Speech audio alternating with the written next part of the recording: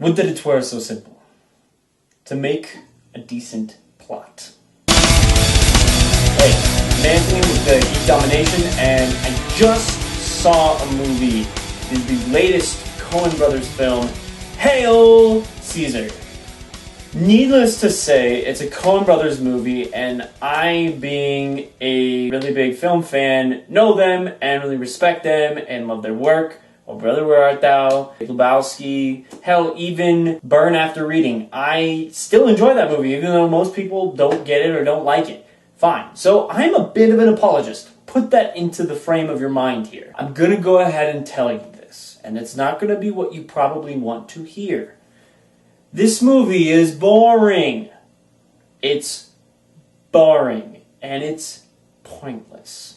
Allow me to briefly explain why. So, the thing that the Coen brothers are especially good at is writing. They are great writers. They have a great sense of dialogue, people interacting with each other, events unfolding, subtlety in their writing. They're masters of show don't tell. That's great. However, why, first off, did they decide that they needed to have a narrator explain every single damn thing that you're watching in this movie? As if you are not intelligent enough to understand what is going on.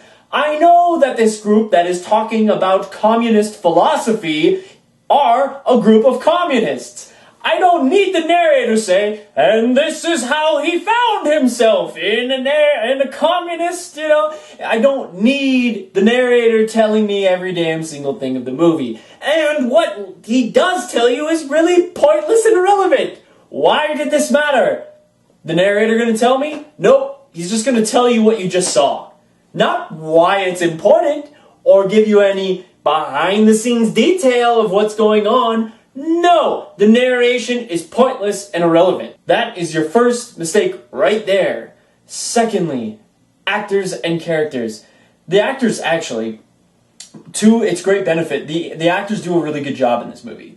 They really have a sense, and the Coen brothers have a really great sense of what classic Golden Age Hollywood is, at least from what my mind would see it as. There's a lot of different types of movies that they portray here, and they're all done with a bit of nostalgia thrown in, and it brings you into this oh wow, this is 60s and San Francisco and Hollywood, oh my god. There are a lot of cool moments that are just like, that was quaint. But when you don't have a story to back up any of these moments, you're just going from cut to cut to cut without it having any meaning or impact. So, wow, it's great that Ralph Fiennes just gave this dude shit because he was on a cowboy movie and he doesn't know how to act in a real drama. But if it has no meaning or impact, then why even show it to me in the first place? That's a problem. That is a huge problem. This movie has no sense of point. It doesn't, it tries to go for something, and it's supposed to be a political satire. And if the Coen brothers had succeeded in this, it would have been great, especially considering that it's 2016 and we have an election coming up. And there's a lot of people talking about how capitalism doesn't work and yada, yada, yada. If it had achieved its success, would have been a great movie. After all, this movie is trying to explain to you the diminishing returns of the movie business and how you, as a worker in that capitalistic society, kind of get caught up and you keep going about the motions continuously. It's a never-ending cycle, and that's portrayed in the main character, Eddie. He's a movie manager, and he works long nights, and he doesn't see his family. Well, he has a moment of doubt in this movie. He asks this priest, I have this opportunity to work at a job that's easy, but it would pay well, and I get to see my family more. But then again, I have this job that sucks like my life dry, but it feels right. And they don't explain why it feels right, by the way. There's no explanation of why he feels this way. The priest says, hey, it's okay because God wants what is right for you. And I think that's the Coen brothers trying to, be cheeky with your sensibilities.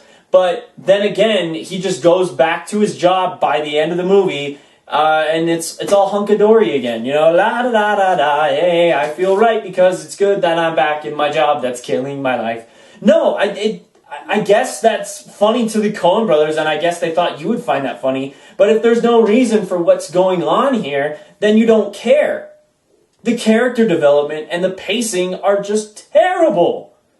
So what are we left with? We're left with some nice homages of classic Golden Age Hollywood, but no direction as to why any of these lead to a larger whole.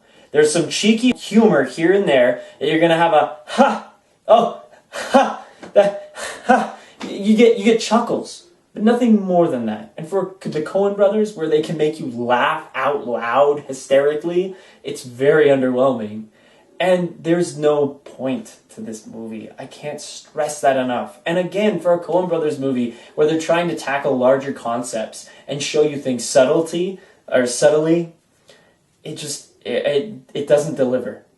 The bottom line is, don't see this movie right now. You can skip it, you can watch it on Netflix, and you can fall asleep in your own bed instead of falling asleep in the theaters. Thanks guys for watching the review. I hope you enjoyed it. I hope I saved you from this because it's a Coen brothers movie, and I know you probably wanted to see it if you're like me. Stay tuned for more.